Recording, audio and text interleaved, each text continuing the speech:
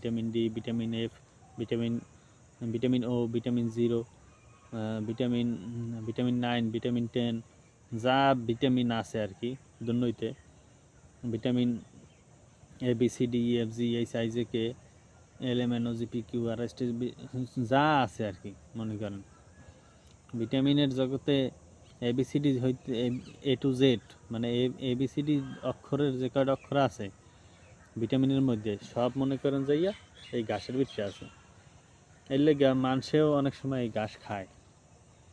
ধরেন আপনি গেছেন ট্রাভেল করতে, কোনো জায়গায় গেছেন আটকিয়া, মানে ঘুরতে গেছেন, এখন মানুষজন নাই, আপনার পেটে লাগছে খিদে, একটা দোকানও পান না, সে কারণে আপনি এই ঘাস খুঁজিয়া ঘাসও খাইতে পারবেন। ঘাসে আছে অন্য রকমের একটা ভিটামিন স্বাদযুক্ত, আর এই ঘাস খুব সহজেই হজম হয় এবং হজম শক্তি বাড়ায়। যেহেতু এটা ঔষধি গাছ, তাই এটার লইয়া বেশি কিছু খাওয়া লাগবে না, এটা আপনারাই বুঝে যাবেন। এই যে ফুল, এই ফুল যদি আপনি দাঁতের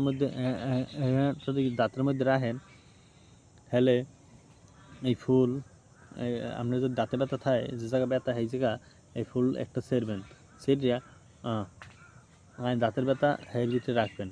রাখলে পরে দেখবেন কি জানেন, এইটা একটা মেডিসিনের কাজ করে, কারণ এটা মেডিসিন, এটা যে ঔষধি গাছ, মেডিসিনের কাজ, ঔষধের কাজ করবে।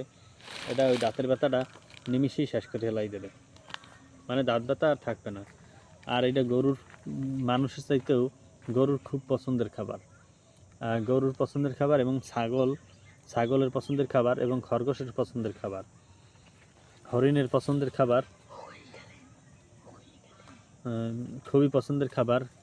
এইগুলো যদি গরুরে খাওয়ানো যায়, যে গরুতে 5 লিটার দুধ দেয়, সেই গরুতে আল্লাহ নাম লইয়া 8-10 লিটার দুধ দেবে, কারণ এই গাছে আছে বিভিন্ন রকমের vitamin, A B C D E F G H সব ভিটামিন আছে এইটার ভিতরে, এ টু জেড।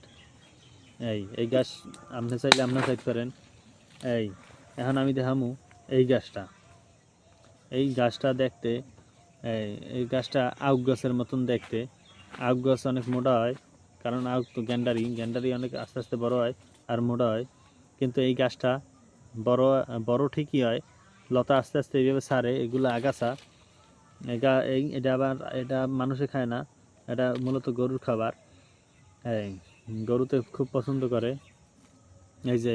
এটা এরকমের লতা ছাড়ে, লতা ছাড়তে ছাড়তে মাটির সাথে মাটি দিয়ে উপরে ওঠে না, মানে গাছ বায় না, এরা মাটির সাথে লতা ছড়াইতে থাকে, মাটির উপরে এরকমের লতা ছড়াইতে থাকে। এই লতা ছড়াইতে লতা ছড়ায়, আর এইরকমের গিট হয়, এটা বাঁশে যে পাইলে গিট হয়, এইটা ঠিক তেমনই গিট হয়।